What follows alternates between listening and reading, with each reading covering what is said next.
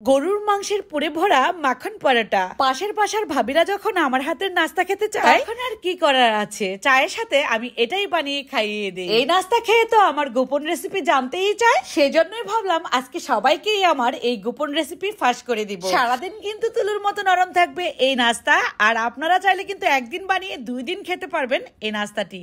চলুন দেখে নেই ঝটপট। এর জন্য একটা মিক্সিং বলে 2 কাপ পরিমাণ নিয়ে নিলাম ময়দা, এর মধ্যে দিয়ে দিচ্ছি স্বাদ অনুযায়ী লবণ, 1 টেবিল চামচ পরিমাণ চিনি, 2 টেবিল চামচ পরিমাণ রান্নার তেল, একটা ডিম।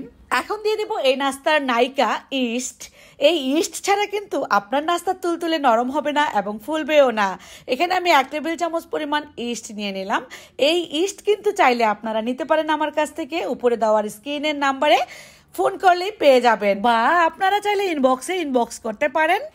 তো আর কি বলবো, এই ইস্ট দিয়ে নান রুটি, পাউরুটি, বনরুটি সব ধরনের রুটি বানাতে পারবেন, এত বেশি ফুলবে। কুসুমটাকে ভেঙে দিলাম, তারপর হালকা কুসুম গরম পানি 1 কাপ পরিমাণ দিয়ে দিলাম। এখন আমি মসৃণ একটা ডো তৈরি করে নিচ্ছি। এই ডোটা কিন্তু 10 মিনিট রেখে দিলেই দেখবেন যে ফুলে একদম ডাবল হয়ে যাবে। এখন উপর থেকে একটু তেল দিয়ে দিলাম, ঢাকনা দিয়ে ঢেকে কিচেন রুমে গরম জায়গায় রেখে দিবেন। দেখবেন যে অল্প সময়ে একদম এমন ফুলে ফেপে ডাবল হয়ে গিয়েছে। এভাবে করে একটু চেপে বাতাসটাকে বের করে দিয়ে এ থেকে লেচিগুলো বের করে নিব।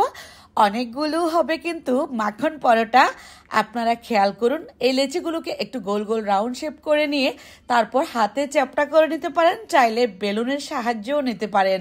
বেলুন দিয়ে ছোট সাইজের একটা রুটি বেলে নিব। আমি এখানে 2টা রুটি বেলে নিব একই সম পরিমাণে। আপনারা খেয়াল করলে কিন্তু আমার থেকেও ভালো পারবেন। আর ইস্ট দিয়ে এই ডো তৈরি করার কারণে আপনি যেভাবেই বানান না কেন আপনার এটা একদম তুলতুলে নরম হবে। এখন কুরবানির গরুর মাংসের যে ঝুরা থাকে সেই ঝুরার পুর দিয়ে দিচ্ছি ভেতরে।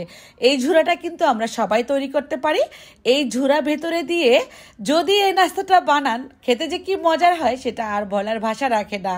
তারপর একটা রুটির উপর আর একটা রুটি দিয়ে আমি একটা এভাবে করে নাইফের সাহায্যে দাগ কেটে দিচ্ছি। চাইলে আপনারা কিন্তু অন্য যে কোনো কাঠি দিয়ে করতে পারেন বা স্কেল দিয়েও এই দাগটা কেটে দিতে পারেন। ভেতরে পুর দিয়ে একটা রুটির উপরে একটা রুটি দিয়ে দিলেই কিন্তু সুন্দর একটা ডিজাইন হয়ে যাবে। যেভাবে ইচ্ছে ঠিক সেভাবেই কিন্তু এই ডিজাইনটা তৈরি করতে পারবেন। এই তো হয়ে গেল কিন্তু অনেকগুলো পরোটা। এখন আমি এভাবে করে তেলে ভেজে নেব। এগুলো ভাজতে ডুবো তেল লাগবে না, আপনি যেমন তেল নেবেন ঠিক সেই তেলেই ভাজতে পারবেন। উপর থেকে একটু গরম তেল দিলে কিন্তু ফুলে একদম দেখবেন যে ডাবল হয়ে গিয়েছে। এই ফ্লাওয়ারগুলো দেখতেও ভালো লাগবে, ভেতরে পুর আছে, সুন্দর ফ্লেভার। কুরবানির গরুর গোশত দিয়ে আমরা অনেকেই ঝুরা মাংস করি, সেই ঝুরার পুর দিয়ে তৈরি হবে এমন মজার মাখন পরোটা। ভাজতেও সময় লাগবে না। এখন কিন্তু আমি আমার নিজের হাতের উঠানো বাটার দিয়ে ব্রাশ করে দিব। এই বাটার দিলে আরও বেশি টেস্ট বেড়ে যাবে এই নাস্তার। এই বাটার চাইলেও কিন্তু আপনারা এই নাম্বারে কল করে আমার কাছ থেকে নিতে পারেন। একদমই দেশি গরুর দুধের ক্রিম থেকে তৈরি এই বাটার। ভেতরের পুরটা কিন্তু একদমই সুন্দর আছে, আর ভাজাটা কত সফট হয়েছে এই পরোটার সেটা হয়তো বা দেখে নিশ্চয়ই আপনারা বুঝে গিয়েছেন। এত বেশি তুলতুলে নরম হয় এই পরোটাটা, সেটা আর বলার ভাষা রাখে না। তুলতুলে নরম, এটাকে ব্রেডও বলতে পারেন বা বনরুটিও বলতে পারেন, পরোটাও বলতে পারেন, যে যেটাই বলেন না কেন খেলে পেট ভরে যাবে একটা। রেসিপি ভালো লাগলে শেয়ার করবেন। আজ বিদায়, আল্লাহ হাফেজ।